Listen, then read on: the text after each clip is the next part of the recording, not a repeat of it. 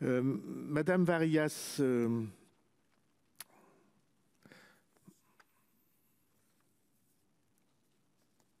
la désertification médicale est le résultat d'une politique publique criminelle qui s'est développée au travers du temps. J'ai écrit un livre sur ce sujet que je n'ai pas publié pour des raisons. Je ne voulais pas qu'on ait le sentiment qu'il y avait. Et ce livre s'appelait Un crime. Parce que la régulation de la formation médicale a été voulue, sciemment voulue, et avec la complicité de tous les acteurs, y compris des médecins eux-mêmes et des organisations de médecins eux-mêmes. Pour moi, c'est une des plus nuisibles décisions qui a été prise au travers du temps. Alors naturellement, elle s'accompagnait aussi de mutations sociologiques très importantes sur la conception du travail, des horaires de travail, sur la manière dont les familles de médecins s'organisaient, la place des femmes dans le monde médical. Mais il demeure que c'est un crime et qu'en effet, il va falloir durer. C'est un scandale et un crime pour le pays qui se considérait comme le plus grand pays médical au monde et qui l'était. Donc, je suis très profondément d'accord avec vous et sur le travail que vous faites aussi, que les collectivités locales font. Les conseils généraux, en l'occurrence, j'imagine que c'est à cela qu'en Dordogne vous faites allusion. Vous avez achevé votre réflexion sur l'État dans sa légitimité de défenseur des biens communs. Et je partage ce sentiment. Je voudrais répéter ce que je disais à l'une des réponses précédentes. L'État, désormais, on dit État stratège, pour l'opposer à l'État spectateur que nous avons été pendant 30 ans, 20 ans, au travers de toutes les alternances. Moi, je pense que l'État doit être fédérateur.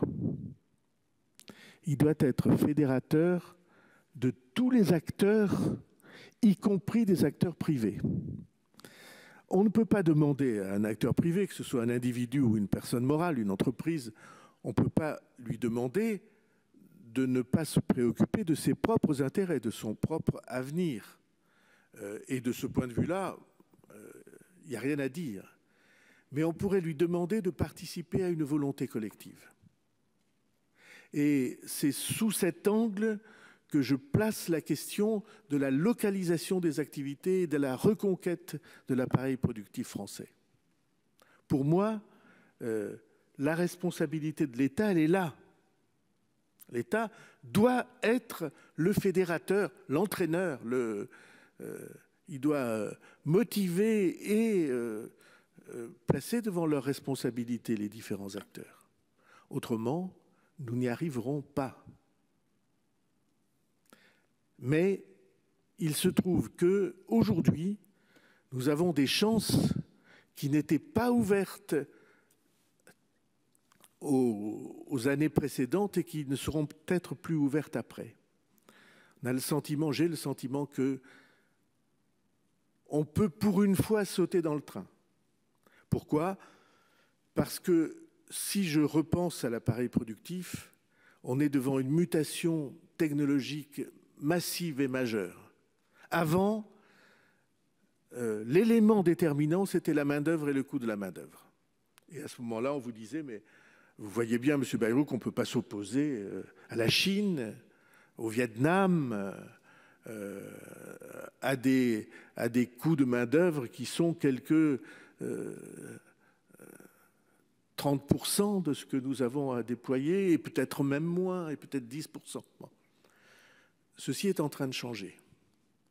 Parce que les modes de production connaissent leur grande révolution avec la robotique, les algorithmes, les data, qui a vu fonctionner dans le monde industriel les imprimantes 3D de pointe qui produisent en quelques heures et parfois fractions d'heures des pièces qui avant demandaient des jours et des jours d'usinage. Si on a vu ça, on comprend que quelque chose est en train de changer. Et il se trouve que nous sommes en pointe, nous, France, dans ces domaines-là, dans les domaines notamment des algorithmes.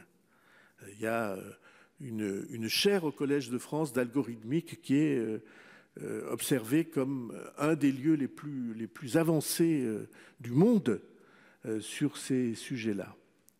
Des compétences de pointe. Je mets une note en bas de page. Nous devons nous inquiéter d'autant plus de l'effondrement du niveau des élèves en mathématiques. Et ça aussi, si on est placé devant nos responsabilités, ce sujet est évidemment un sujet majeur.